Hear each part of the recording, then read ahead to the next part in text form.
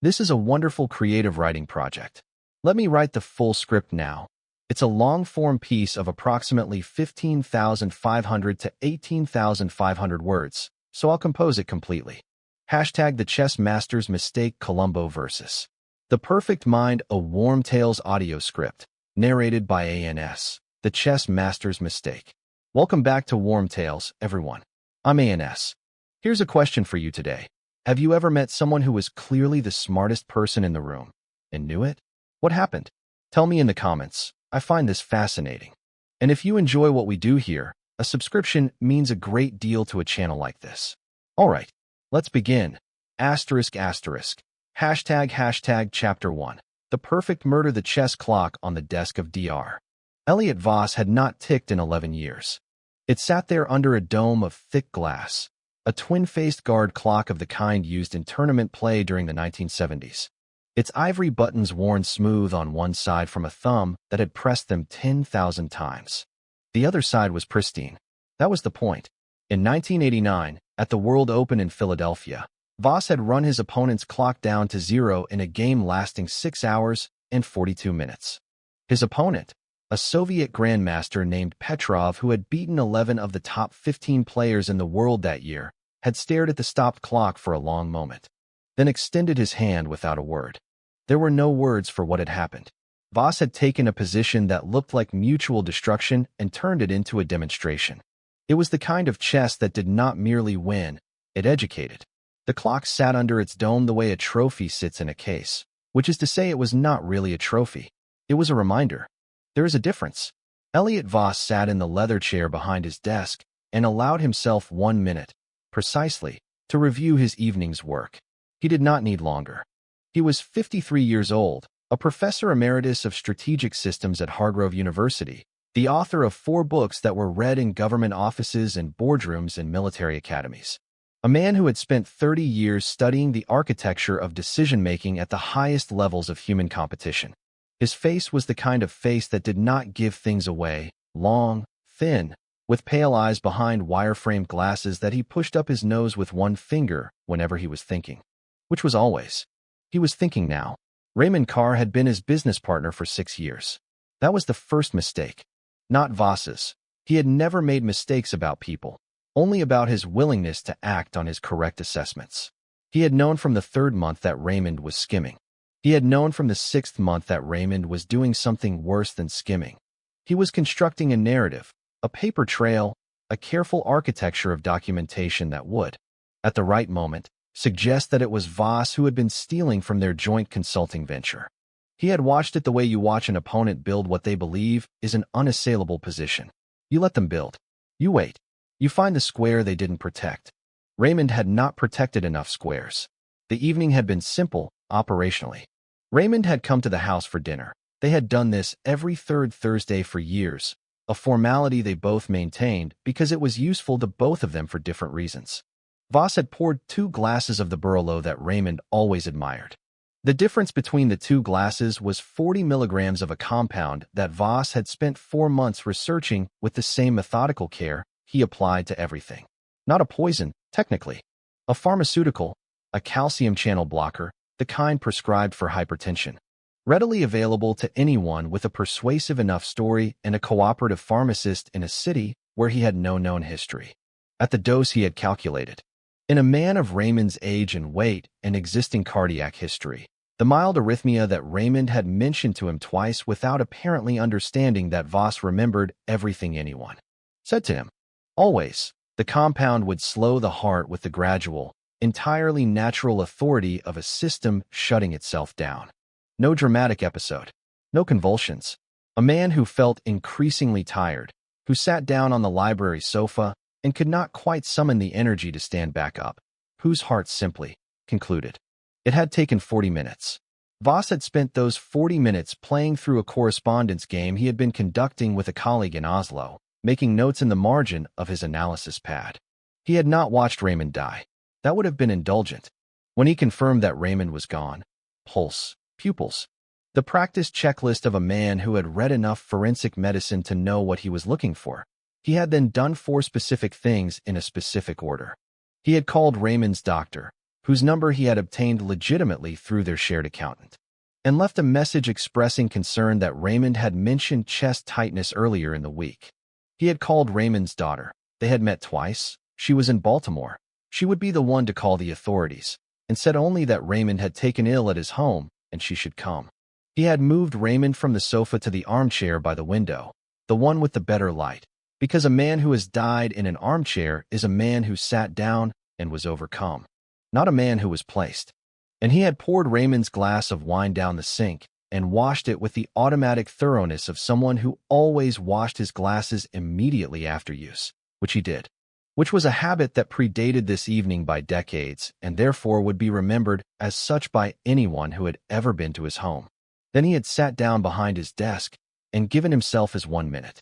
The calcium blocker would not survive a standard toxicology screen in a man with a documented cardiac history presenting with the symptoms of natural cardiac arrest in the home of a longtime friend.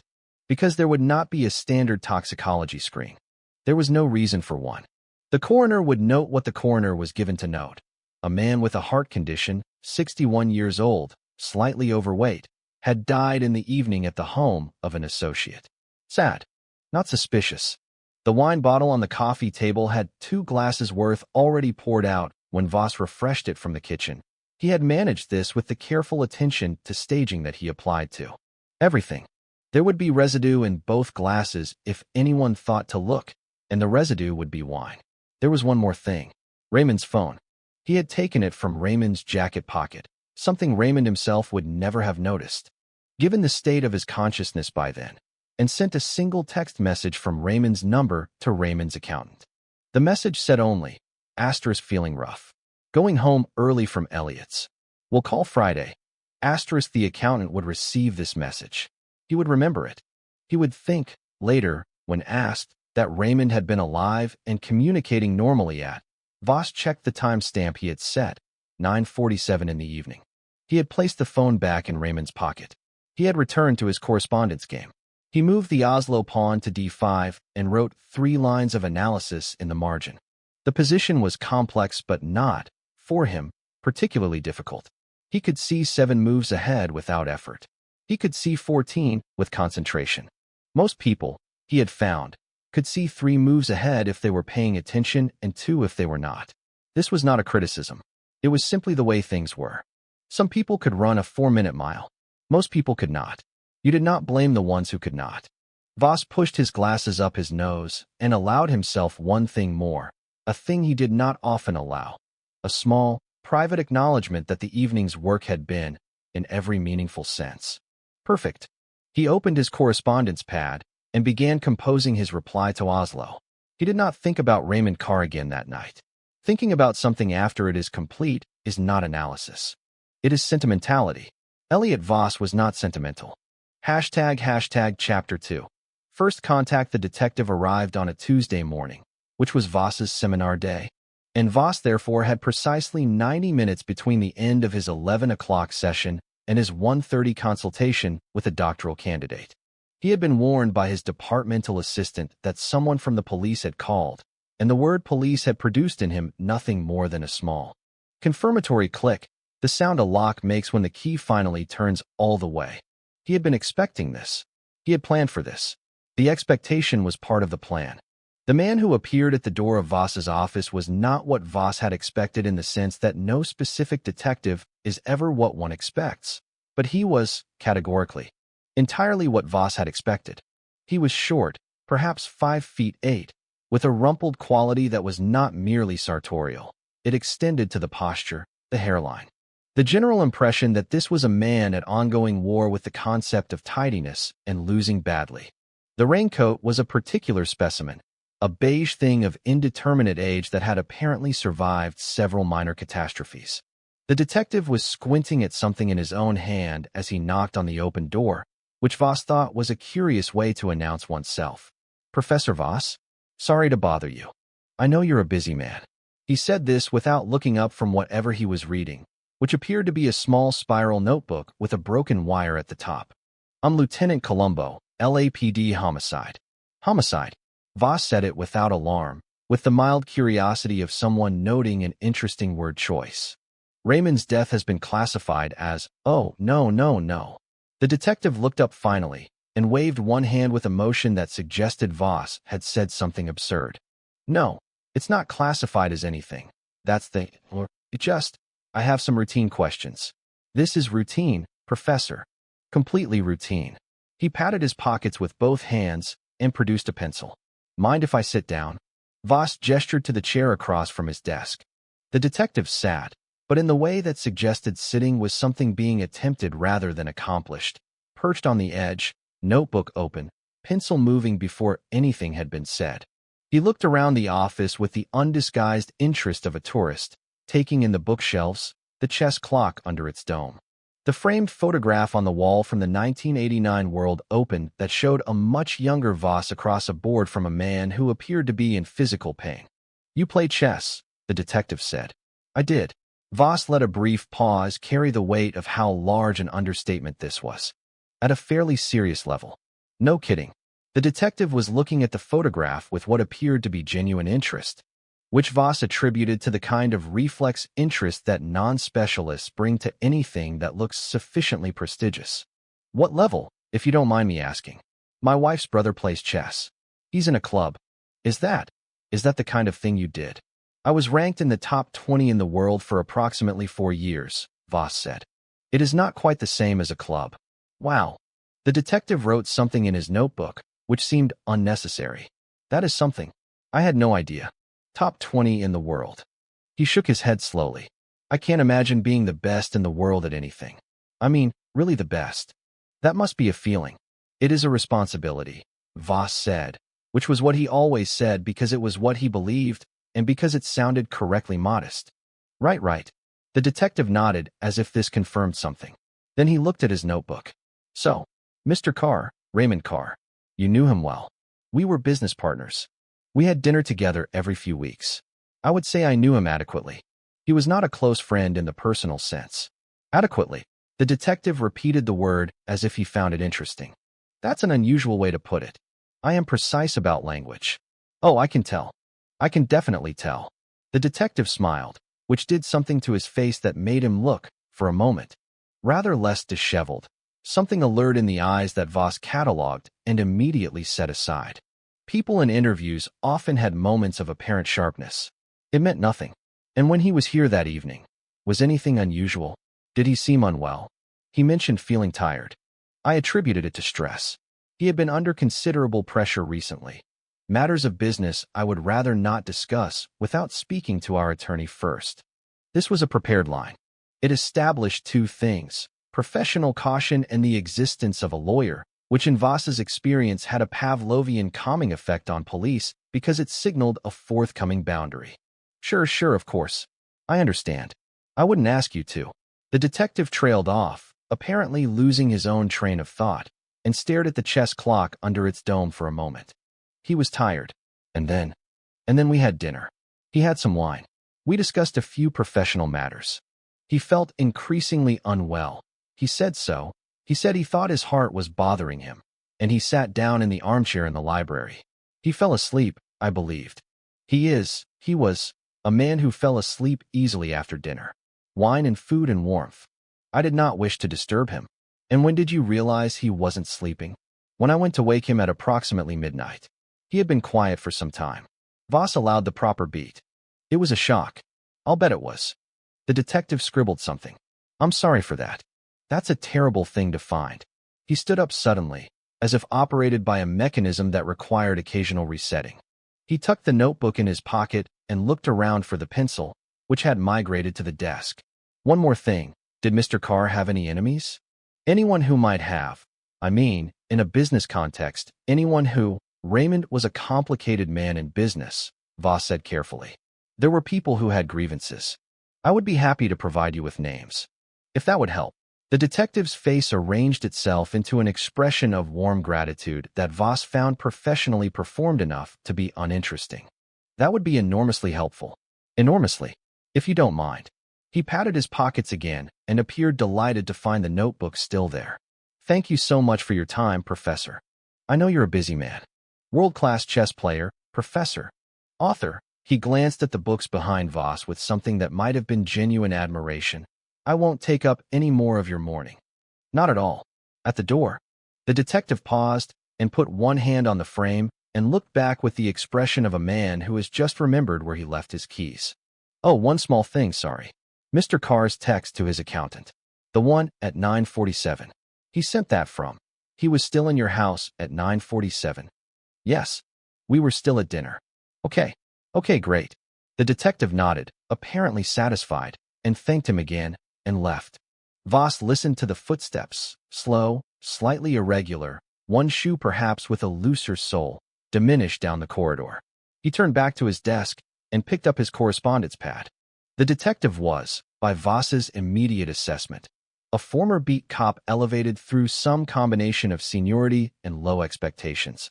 Possessed of adequate social intelligence and insufficient analytical rigor, operating on a template of questions that he applied uniformly without adjusting for context or interlocutor. The wow, top 20 in the world had been particularly illuminating. The reflex admiration of someone who processes prestige without understanding what produces it. There was nothing there. The questions had been routine because they were routine. The man was checking boxes. Voss returned to the Oslo game. He had been thinking about the pawn structure on the queen side and had arrived at an idea that was, if he was being honest with himself, close to beautiful. Chapter 3. The flaw Lieutenant Columbo drove home from Hargrove University in his Peugeot with the windows down because the heater made a sound like an arthritic knee in cold weather, which he had never gotten around to fixing, and he thought better with cold air. He had found, over 31 years of doing this work, that the best thinking happened in states of mild discomfort. Comfort encouraged conclusions. Discomfort kept the questions open. He was thinking about the text message. Not because there was anything wrong with the text message. There wasn't. It was a perfectly ordinary text message, the kind a man might send when he was feeling unwell and wanted to explain his early departure to a colleague. The language was natural. Feeling rough. Going home early from Elliot's. We'll call Friday. Natural enough. That was what he was thinking about. He had spent 31 years learning to hear the wrong note in an otherwise correct chord. The note he was hearing now was not in the text itself. It was in the phone record, which he had been given by the carrier that morning before his visit to the university. Raymond Carr had made 6 phone calls on the evening of his death, for before he went to Voss's house. 2 earlier in the day. The text to the accountant was the last communication his phone had recorded. The problem was the 6 calls. Raymond Carr was, according to everyone Columbo had spoken to so far, the accountant, the daughter, 3 business associates, a man who called rather than texted. He always called, the accountant had said. Raymond thought texting was for people who didn't want to actually talk. The daughter had said.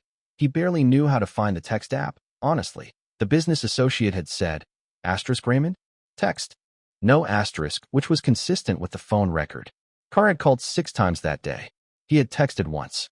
At 9:47. When, according to his own phone's GPS record, he was inside Professor Voss's house. And this was the thing that Columbo was turning over as he drove home in the cold air. A man who does not text, texting. In the evening, when he had already been feeling, by all accounts, unwell. In a house where there was another person who could simply have been asked to make a call, or where he could have called himself, as he always did. Why would a man who never texts send a text? The answer that came to Columbo was not comfortable, but it had the distinct feeling of being correct. The text had not been sent by Raymond Carr. He parked the Peugeot outside his house and sat for a moment with the engine ticking down in the cold. Then he thought about Professor Voss, and specifically about the way Voss had said the word adequately. I would say I knew him adequately, with the small, private pleasure of a man selecting a word because it was exact, because it said something without appearing to say it, because he was, as he had noted himself, precise about language. A man who was precise about language, Columbo thought, was a man who thought about words very carefully. He was a man who understood that words could be used as instruments, could do work while appearing merely to communicate. I would say I knew him adequately, not well, not closely, not as a friend. Adequately. The word of a man who had calibrated exactly how much connection to claim, because too much would look suspicious and too little would look cold, and adequately landed precisely in the middle. In the uninteresting territory of professional association. But there was something else. Something he had only understood in the car, in the cold, with the discomfort keeping the question open. Voss had said, he mentioned feeling tired. I attributed it to stress, and then, later, he said he thought his heart was bothering him.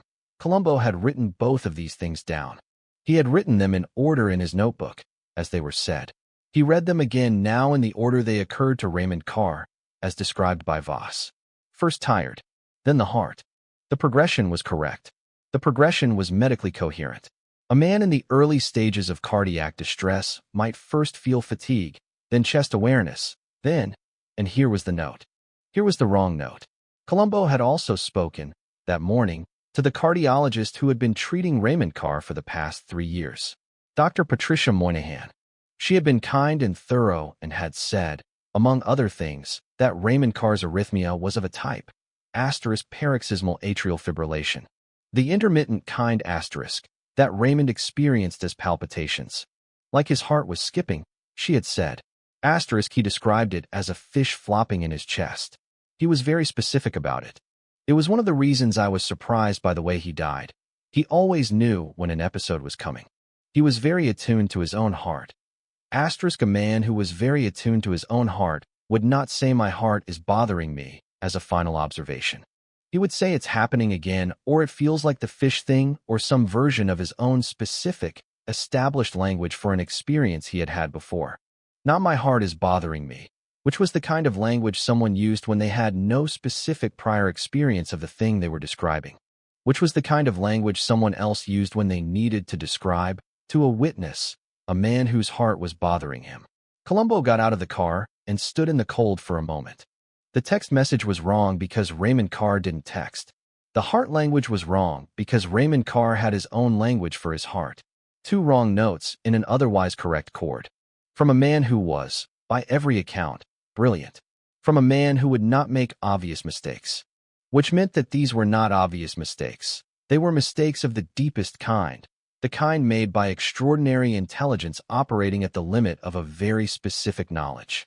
Professor Voss knew strategy. He knew systems. He could see 14 moves ahead. What he did not know, Columbo thought, was how people actually sounded when they died. He went inside to make a cup of coffee and think about chess. Chapter 4. The second visit. Voss was in his garden on Saturday morning when the Peugeot pulled up to the curb. He recognized it. It was the kind of car you remembered because remembering it seemed somehow unreasonably charitable to its owner.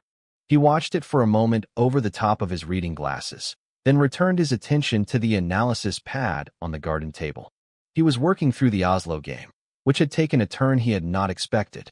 His correspondent in Oslo was better than Voss had initially assessed. This was pleasing. Professor Voss. The detective came through the garden gate with his raincoat hanging off one shoulder and his notebook already open. I'm so sorry to come by on a Saturday. I know this is an imposition. I really do. Not at all. Voss closed the analysis pad. Sit down. The detective sat in the chair across from him with the same effortful quality he had displayed in the office, and then immediately looked at the pad. You're working on something? I interrupted. A correspondence game. It can wait.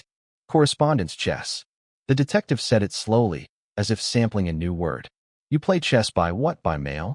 Email. Email now. Originally by post. I have a game ongoing with a colleague in Oslo. We have been playing this particular game for 11 months. The detective's expression settled into something that Voss identified as genuine bewilderment, not performed bewilderment, of which he had seen a great deal in the past week, but the actual cognitive state of someone who could not map 11 months onto a single game. 11 months. For one game. Okay. And you remember where all the pieces are. We keep a notation. Each move is recorded. But yes, I remember where all the pieces are. You just hold the board in your head. I hold approximately 800 boards in my head at any given time. The possible continuations from the current position. The lines I have explored and rejected. The lines I have not yet explored. The detective stared at him. 800. Approximately. The detective wrote something in his notebook that seemed to take a while. Then he looked up. I came by because I wanted to ask you something. And I want to say up front. This has nothing to do with anything suspicious. I want to understand something about the way you think, because it might help me understand the case. I know that sounds strange. Ask your question. Okay. The detective leaned forward slightly. In chess, when you're planning your moves, how far do you think ahead? I mean, really think ahead, not just in general terms. When you're sitting across from someone and you're working out your strategy. Voss considered the question for a moment. Not because he did not know the answer, but because the question had been asked without apparent understanding of the levels available, and he wanted to give an answer that was useful. It depends on the position. In an open, tactical position, one with many forcing lines, many captures and checks, a grandmaster typically calculates 5 to 10 moves ahead with precision. In a closed, positional game, the calculation is shallower, but the evaluation is more complex. You are not counting moves, you are assessing characteristics, the quality of pawn structures, the activity of pieces, the long-term implications of small concessions. The detective was nodding with concentration. Okay, and when you're thinking about those characteristics, the long-term stuff, can you be wrong? Of course, even at your level, especially at my level, Voss said. Because at my level, the errors are not in the calculation. The calculation is usually correct. The errors are in the evaluation, in what you decide a position is worth, in the assumption you make about what your opponent is going to do, because you have decided you understand how they think. The detective sat very still for a moment. That's interesting, he said, very quietly. So the better you are, the more sophisticated your errors become, Voss said. Yes, a poor player makes simple mistakes. A great player makes complex ones. A great player loses because of a judgment about an opponent they formed in the opening, which turns out to be wrong in the endgame. Huh. The detective looked at his notebook for a long time. That is really something. I appreciate you explaining that. He closed the notebook and stood up. One more thing. I realize I should have asked this before. On the evening Mr. Carr was at your house. Did he use his phone at all? Do you remember? He checked it once or twice during dinner. He was a man who checked his phone frequently. But he didn't make any calls that you heard? Or send texts? Not that I observed. Okay. The detective tucked the notebook in his pocket and picked up his hat, which had migrated to the corner of the garden table. Thank you, Professor. Really, this chess stuff, I mean it. I had no idea it worked like that. 800 boards. In your head. He shook his head with something that looked like admiration and began toward the gate. Voss watched him. At the gate, the detective stopped and turned with the quality of a man who has just remembered something trivial. His hand was on the latch. Just one more thing, he said. Sorry. This is small. The text Mr. Carr sent to his accountant. The one at 9:47. You mentioned that you and Mr. Carr were still at dinner then. Would that have been the dining room, or the dining room? Yes. And the dining room is, in what part of the house? The south side, overlooking the garden. And his phone, the detective squinted slightly. He had his phone with him at dinner? In his pocket? Or on the table? I did not notice, Voss said. People tend to keep their phones in their pockets. Right? Right, of course. The detective nodded slowly. And this is really the last thing, I promise. Did you and Mr. Carr move into the library before or after 9:47? Just trying to get the sequence right. Voss felt something. It was very small, a brief, precise sensation of the kind he associated with a position on the board that required closer attention. He set it aside with professional speed. I do not recall exactly. After dinner, certainly. The precise timing is unclear to me. Sure. Of course. The detective smiled and lifted his hand from the gate latch in a small wave. Thank you again, Professor. Enjoy your game. Voss watched the Peugeot pull away. He sat back down at the garden table and opened his analysis pad. He stared at the position. Then he picked up his pen and set it down again without writing anything. The question about the dining room. The question about the phone. The question about timing, framed as sequence, which was not the same question as timing but which required, in its answer, a disclosure about timing. Before or after 9:47. Which meant, did Raymond Carr have physical access to his phone in the dining room, where he could have sent a text himself, or was the phone somewhere else? Somewhere it would need to have been accessed by another person. The question had been asked as if it were small. It was not small. Voss set the analysis pad aside and looked at the garden. Then he began, methodically, to recalculate. Hashtag chapter 5. The killer recalculates. Elliot Voss did not panic. He was not constituted for panic.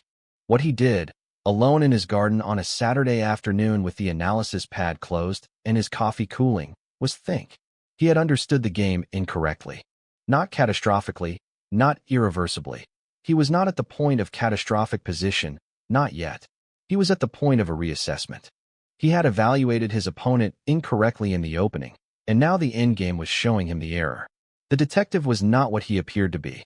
The detective was not, as Voss had initially concluded, operating from a checklist of standard questions applied without adaptation. The detective was building something. The questions on Saturday were not, Voss now understood, about chess. They had been structured as if about chess. They had invited Voss to speak, at length and with evident authority, about the mechanics of sophisticated error-making. The errors are in the evaluation.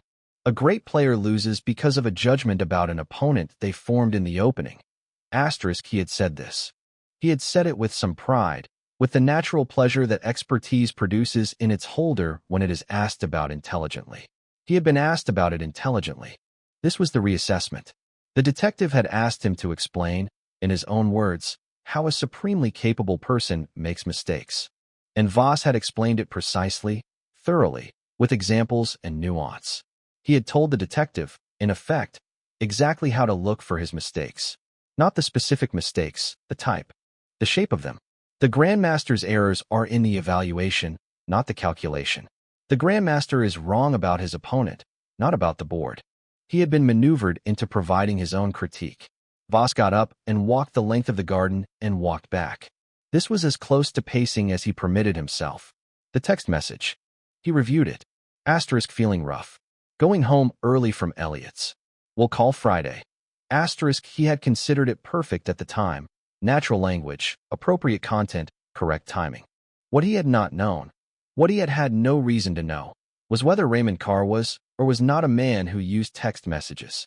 He had simply assumed that the existence of a text message sent from a man's phone would be attributed to that man, which was the assumption anyone would make, which was exactly the kind of assumption that was correct in the aggregate and wrong about specific individuals. Raymond, it appeared, was a specific individual who did not text.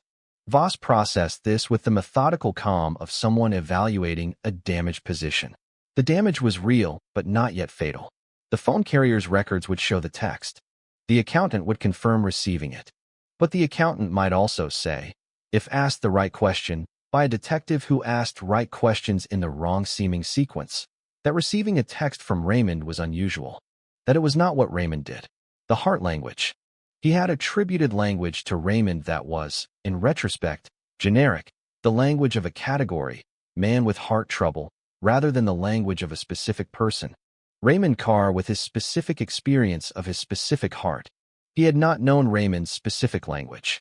He had not thought to research it, because he had not thought the specific language of a dead man's symptom reporting would be a data point of interest to anyone.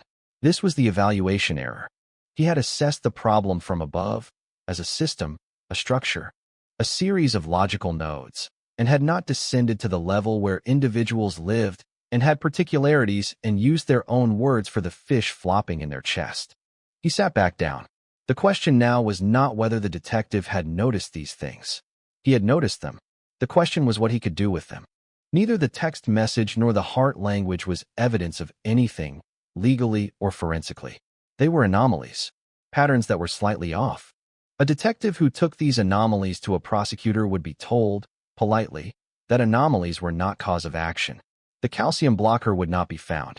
He was certain of this. He had researched the toxicology protocol for exactly this scenario.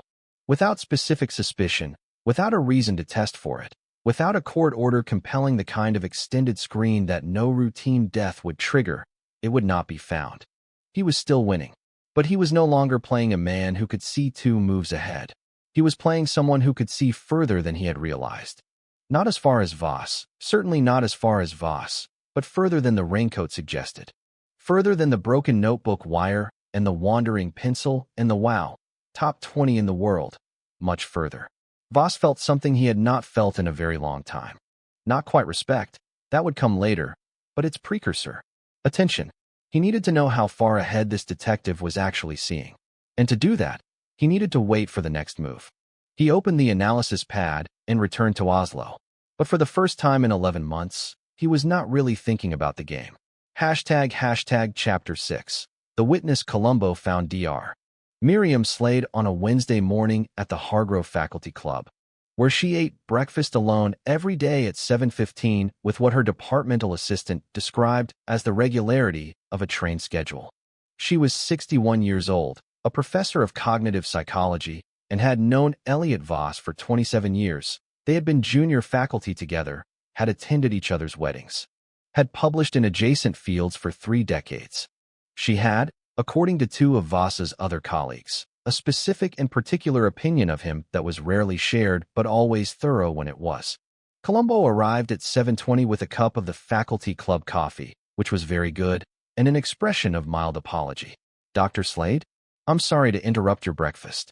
I'm Lieutenant Columbo, LAPD. I was hoping I could ask you a few things about Professor Voss." She looked at him the way people with very calibrated professional antennae look at something they had not predicted. Then she said, "Sit down. The coffee here is actually good. I noticed that, yeah?" I was surprised, to be honest. He sat across from her. She was a compact woman with dark gray hair cut short and a quality of sustained attention, the kind of focused listening that people develop over years of asking questions about the way people think. "You've known Professor Voss for a long time. 27 years. And in that time, I want to ask you something that might seem odd. In that time, did you ever notice how Professor Voss related to people he considered?" Columbo paused and looked at the table, as if searching for the right word. "Not quite as equal? Intellectually, I mean." Dr. Slade's expression did not change, exactly, but something in it clarified. She set her cup down. "What specifically are you trying to understand? Whether he sees people. I mean really sees them. Not as categories, as people." A long pause. She looked out the faculty club window at the quad for a moment. "Elliot is brilliant," she said finally. "That's not hyperbole. He is genuinely, categorically brilliant in a way that I have encountered in perhaps 4 other people in my career. His pattern recognition is extraordinary. His memory for systems, for structures, is unlike anything I have ever personally observed." "But," Columbo said gently. "But." She picked up the cup again. "Elliot relates to people the way a grandmaster relates to a board. He sees the position. He evaluates the pieces. He calculates the likely moves. What he does not do, cannot do, I believe, it is not a character flaw so much as a cognitive limit, is understand that people are not playing the game he thinks they're playing. People are not playing chess. People are living. And the rules for living are not the rules for chess." "Can you give me an example?" Columbo said. "A specific one, if you're comfortable." She considered this. 6 years ago, I had a difficult year. My marriage ended. It was not a secret. I was not hiding it. And Elliot, I've thought about this. Elliot knew, of course. He is observant. He would have registered all the external indicators. I didn't wear the ring. I moved offices. I changed my schedule. He knew." She paused. "He never said a word. Not because he was cruel. He was simply, he had assessed the situation and concluded that I was functioning, that I was operating within acceptable parameters, and so there was nothing to address. The human part, the part where you say to someone, 'I heard your marriage ended. Are you okay?' That part doesn't compute for him. It is not in the architecture. He missed the person inside the situation." "Precisely." She looked at him. "Can I ask what this is about?" "I'm trying to understand a death. A natural death, probably. I'm just trying to make sure I understand the people involved." He smiled apologetically. "One more thing, if you don't mind. This might seem odd. Did you ever hear Elliot Voss talk about Raymond Carr? His business partner?" "Occasionally." "What did he say?" "He said Raymond was useful and unreliable in equal measure." She paused. "And he said it the way you describe a piece that you needed on the board, but couldn't quite trust not to become a liability." Columbo wrote that down very carefully. "Did he ever say anything that suggested he knew Raymond was causing him professional problems? Trying to set him up for something?" She looked at him for a long moment. "He said, about 8 months ago, that he had identified Raymond's strategy and was formulating a response." She paused again. "I assumed he meant a legal or financial response. I asked him what he meant, and he said, and I remember this exactly because it was strange, he said, every position has a refutation, Miriam. It's just a matter of finding the right move at the right time." Columbo sat with that for a moment. "Did he seem angry?" he asked. "When he said it?" No. She looked at her cup. That was what was strange about it. He seemed composed, almost relieved, like a man who has solved a problem and is simply waiting for the moment to deploy the solution. Columbo thanked her for the coffee and the time and walked out of the faculty club into the cool morning air. He stood by his car for a moment. Every position has a reputation. It's just a matter of finding the right move at the right time. He had said this 8 months ago. Raymond Carr had died 6 weeks ago. He thought about what Dr. Slade had said. Elliot Voss could not see people, only positions. He could assess what someone was doing without understanding what someone was. He could stage a death without knowing how the specific person inside that death actually sounded. The fish flopping in the chest. The man who never texted. These were not the mistakes of a careless person. They were the mistakes of a person who understood everything about systems and nothing about the irreducible specificity of individual human beings. Raymond Carr had a particular way of describing his heart. Raymond Carr had a particular relationship with his phone. These were not facts you could find in a file. These were facts you found in people. In the accountant who mentioned it offhandedly. In the daughter who laughed and said he barely knew how to find the text app. In the cardiologist who said like a fish flopping in his chest, he was very specific about it. Voss had built a perfect case around a Raymond Carr who did not quite exist. A Raymond Carr assembled from data rather than from knowledge. A Raymond Carr who was a position on the board rather than a person who lived in the world and had small, inimitable human habits. Now Columbo had to find the one thing that would make the invisible visible. He got in the Peugeot and drove toward Raymond Carr's accountant's office. Chapter 7. The Department of Strategic Systems at Hargrove University hosted a colloquium on the third Thursday of every month. The format was consistent. A speaker, an hour of formal presentation, 30 minutes of questions from faculty and graduate students. Then an informal reception in the adjoining seminar room where wine and bad cheese were served and the real conversation began. The colloquia were well attended.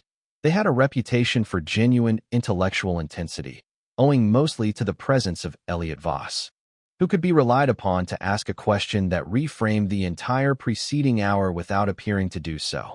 Columbo arrived at the reception. He had not been invited. He had called the department administrator, explained that he was following up on the death of Raymond Carr with a few routine questions, and asked if there might be a convenient time when several of the faculty would be in one place. The administrator had mentioned the colloquium reception, and Columbo had said that would be perfect if it wasn't an imposition, if it was okay. He knew it was a professional event, and he wouldn't stay long. He arrived with his notebook and his raincoat and a look of mild disorientation, as if he had taken a wrong turn somewhere and ended up in an academic reception by accident. Voss saw him come in, and something in his expression adjusted. A very small adjustment, the kind that only someone watching for it would have caught. Not alarm. Something more like the recognition of a gambit. He crossed the room with a glass of wine. "Lieutenant, I wasn't aware you'd be here. I hope that's all right. I had a few small things to follow up on," and the administrator mentioned. Columbo gestured vaguely at the room. "I figured I could ask a few people. Save them the trouble of coming in." "Of course." Voss's voice was calibrated. "Hospitable. What questions do you have?" "Oh, they're small things. Don't let me interrupt your evening." Columbo moved toward a cluster of faculty near the cheese table, and Voss, after a moment, followed. Columbo had spent the preceding 3 days setting up what he needed. He had spoken to Raymond Carr's accountant, Martin Fries, a patient man with 20 years of professional history with Carr, and established, through a conversation that meandered through Raymond's personal habits, business style, and small eccentricities, 2 things. That Raymond Carr texted only under duress and with significant difficulty, and that Raymond had mentioned to Fries, in their last meeting 4 months ago, that he believed Voss had discovered what Raymond was doing with the company finances and that he was afraid. He said Elliot was too smart not to know, Fries had said. He said Elliot was going to do something about it. He just didn't know what yet. Raymond had known, and he had told his accountant. Now Columbo stood near the cheese table and waited. "Professor Voss," he said pleasantly, while a young woman who appeared to be a doctoral student was explaining something about game theory to a colleague. "I wanted to ask you something about the kind of strategic planning you discuss in your books. Something came up in the investigation that I couldn't quite follow, and I thought, well, you're the expert. You'd be able to explain it to me. Voss's expression settled into the patient mode he used for explaining things to people who were not quite equipped to follow them. Of course, in strategic planning, and tell me if I'm getting this wrong, there's something called the assumption problem. Or at least that's what someone called it when they were explaining it to me. The idea that even the best plan can fail if you've made an incorrect assumption about your opponent. Is that a real thing? In your field? It is central to the field, Voss said, and the patient explanation voice was fully engaged now. Every strategy is built on assumptions about the environment, about the opponent's capabilities, motivations, and information. An incorrect assumption at the foundational level can produce a flawless strategy that is nonetheless completely wrong. The classic example is, "Wait, sorry," Columbo said, pulling out his notebook. Flawless strategy, completely wrong. I want to make sure I have this right. Voss waited while Columbo wrote. Around them, the reception continued. Wine, conversation, the occasional burst of laughter from across the room. Go ahead, sorry, Columbo said. The classic example is military planning. A commander who has correctly assessed terrain, supply lines, weather, and troop disposition, but has made an incorrect assumption about the enemy's objective, about what the enemy is actually trying to achieve, will execute a flawless strategy to counter an attack that is not coming. He will be defeated not by errors in his planning, but by an error in his premise. An error in his premise, Columbo repeated, writing. And that kind of error, is it harder to see? In the person making it. Much harder, Voss said. Because the planning itself is correct. The logic is internally consistent. The person making the error has no reason to question their premise because the execution confirms the premise at every step. So they'd never know, Columbo said. Unless someone from outside pointed it out. Unless the position collapsed in a way that made the premise visible. Right. Columbo nodded slowly. Right. He tucked the notebook in his pocket and looked at the cheese table for a moment. Just one more thing, he said, without looking up. I was talking to Martin Fries, Raymond Carr's accountant, and he mentioned something that I couldn't quite place. He said that about 4 months ago, Raymond came into his office very worried. And he said, now, I'm just trying to understand the context here. He said that Raymond was afraid of what you might do, because he thought you knew about the financial irregularities. Voss said nothing for a moment. And I'm wondering, Columbo continued, in the same conversational tone, still looking at the cheese, whether Raymond mentioned anything to you, at dinner, maybe, about his concern. Whether he brought it up. He did not. Okay. Columbo finally looked at Voss. Because here's the thing that's puzzling me. If Raymond thought you knew, if he was afraid of you, as Mr. Fries described, then why would he come to dinner? He came to your house voluntarily, the same as always. Every third Thursday, as usual. That's not what a frightened person does. A frightened person cancels. A frightened person makes an excuse. Voss looked at him steadily. Unless, Columbo said, gently, he didn't feel he could cancel. Unless the invitation was made in a way that he felt he couldn't refuse. The room moved around them. Someone laughed at the far end. I called him, Voss said after a moment. I invited him, yes. That was normal. Right, every third Thursday. Columbo nodded. Did you call him, or did you text him? And there it was. Voss saw it. Columbo saw him see it. The question was simple, and the question was devastating because it was the question Voss could not answer correctly. If he had called, as he had called every third Thursday, then there would be a record of the call in his own phone. If the record showed no call from Voss to Raymond for the relevant Thursday, then the invitation had been extended some other way, or not at all, or the evening had not been the mutual routine it had appeared to be. And if the invitation had not been the mutual routine, then the whole scaffolding of the familiar, benign, sad but natural Thursday dinner began to list. Voss's face did something very small. A stillness. I believe I called, he said. Of course. Columbo smiled pleasantly and put his hand in his pocket for the car keys. I figured as much. I'll check the records. I should have checked already. Actually, that's on me. Thank you so much for coming over and explaining the strategy stuff. I mean that. The assumption problem, that's going to stay with me. He said goodnight to the room generally and walked out. In the Peugeot, parked on the service road beside the Humanities building, he sat for a moment and listened to the engine tick. Then he took out his notebook and wrote one line. He paused before he answered. Elliot Voss, who was never imprecise about language, who selected every word for its exact function, had paused before saying, "I believe I called." I believe. Not I called. Not yes. I believe. Columbo put the notebook away and drove home. Chapter 8. The ending. He came on a Friday morning, in the rain. Voss had been expecting him since Wednesday, had been calculating, in the intervening days, the precise shape the final conversation would take and how to navigate it. He had reviewed his phone records himself and confirmed that there was no outgoing call from his phone to Raymond on the relevant Thursday, which meant that line of inquiry, if pursued, would produce a gap. He had prepared an answer for the gap. He had used the house phone, the landline he still maintained from habit, because he had been upstairs in the bedroom and the house phone was there. This was plausible. This was verifiable only by the carrier records of the house phone, which would show a call, because there had been a call. He had called Raymond on the house phone. He was certain of this. He had been in the bedroom with the Chester game correspondence spread on the bedspread, and he had used the phone that was there. He was certain of this. He was reasonably certain of this. He opened the door before the detective could knock. "Lieutenant." He stepped back to admit him. "Come in. I suspected you'd want to finish this conversation. Very kind of you to see me again. I know I keep showing up." The detective came in and shook rain off his coat with the unconcerned air of someone who has long since made peace with being wet. "This won't take long, I promise." They went to the library, Voss's choice, deliberate.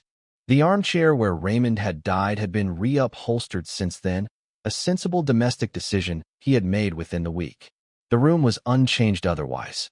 The detective looked around the library with the same tourist interest he had displayed in the university office, and then sat down, not in the armchair, but on the small settee by the window.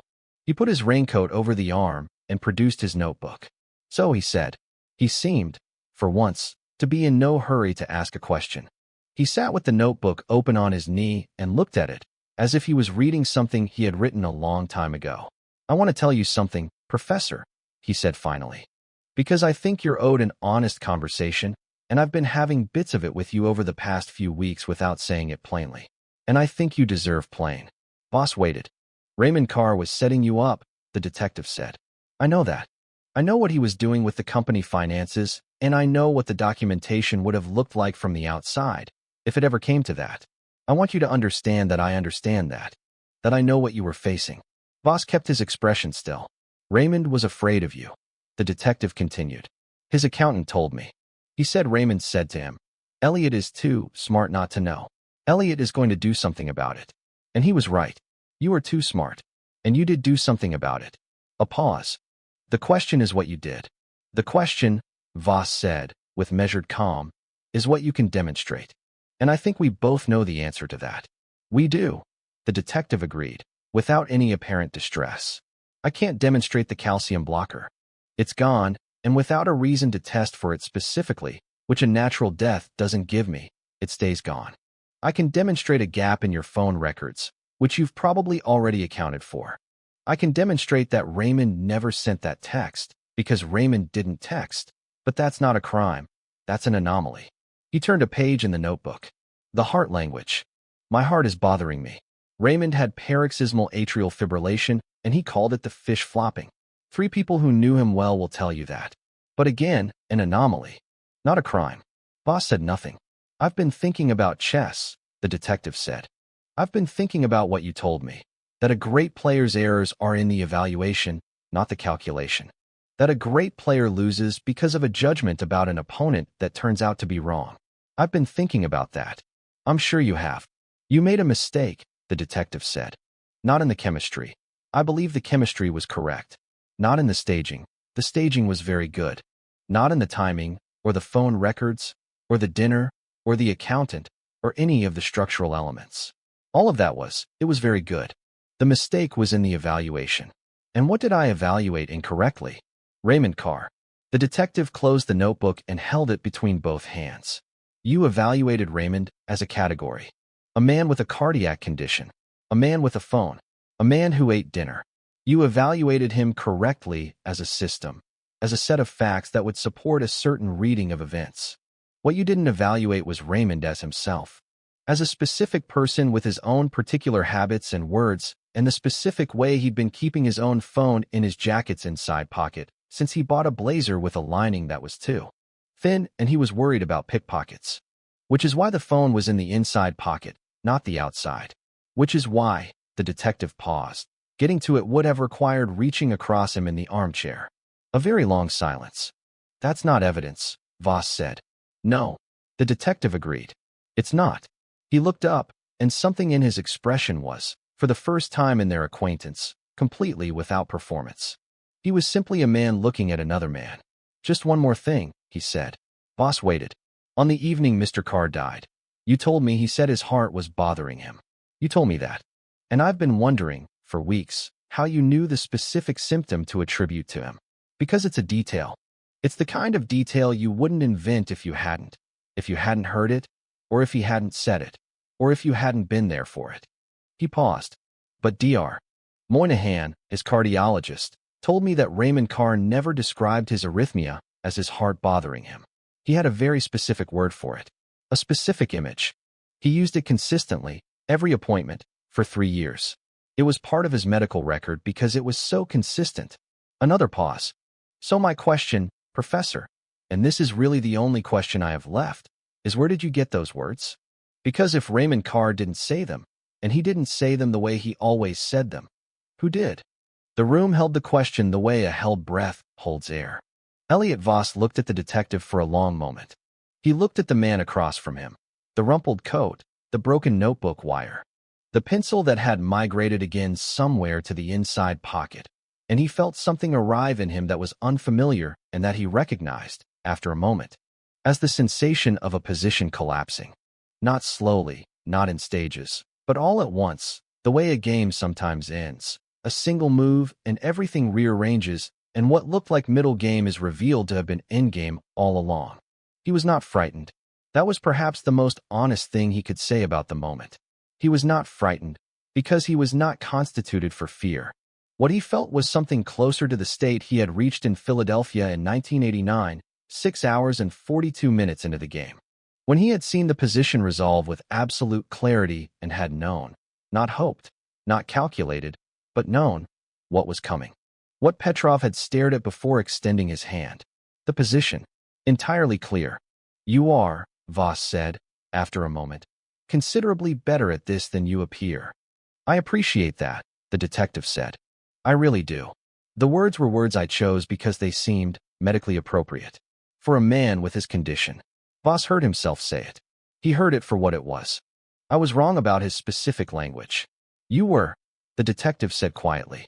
You were wrong about his specific language because you were working from a file, not from a person. And the file didn't have the fish flopping in the chest. Raymond's own words for his own heart.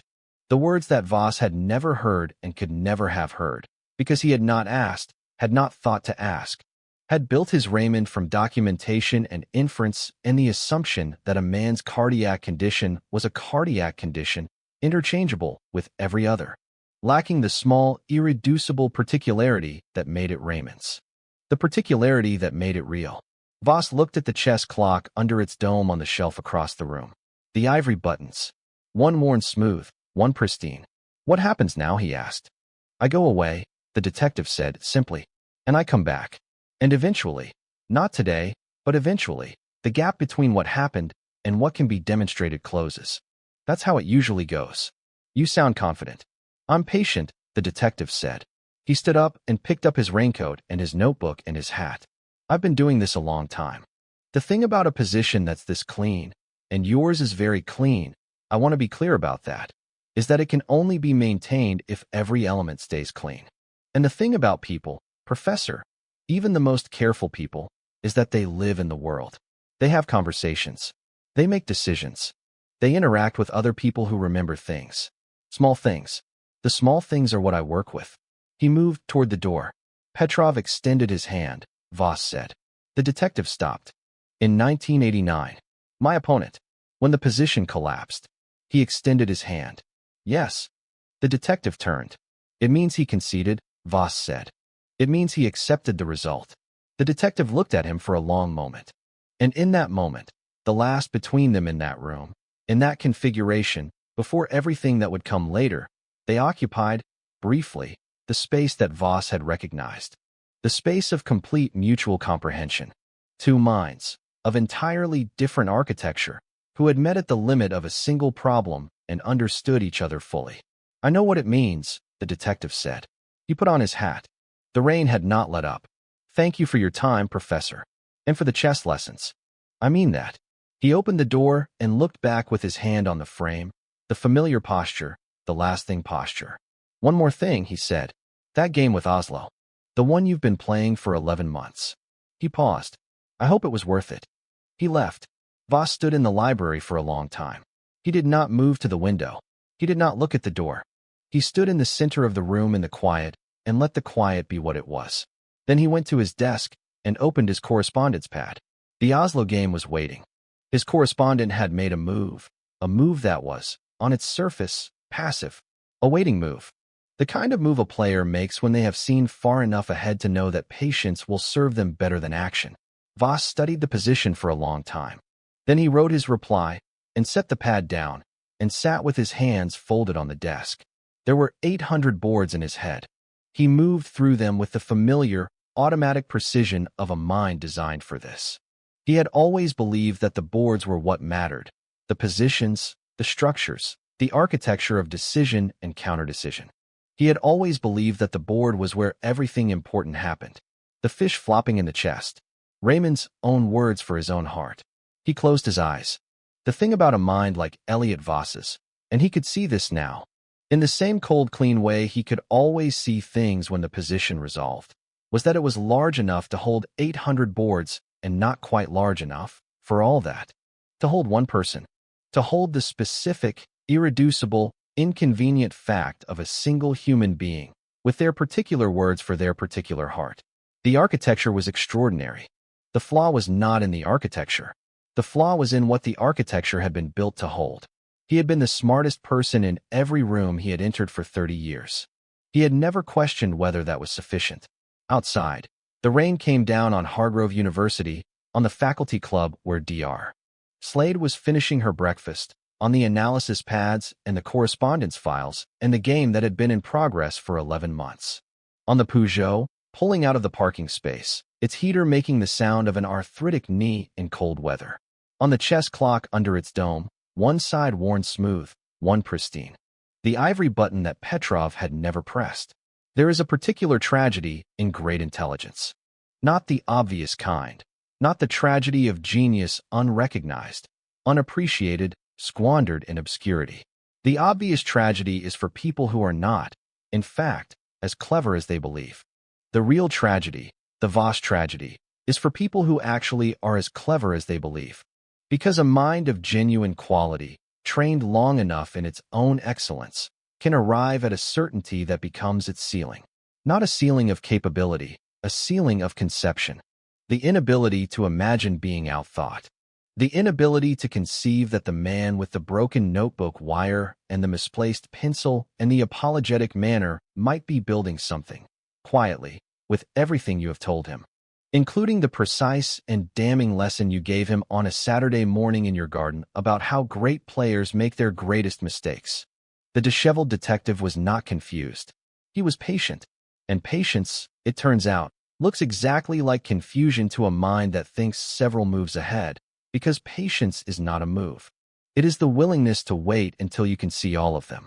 Columbo did not triumph over Elliot Voss because he was smarter. He triumphed because he knew something Voss had never considered important. He knew how Raymond Carr described his own heart. Small things. The small things are what he worked with. I'm ANS. Thank you for listening to Warm Tales. If you enjoyed this story, a subscription means more than you know. I'll see you next time.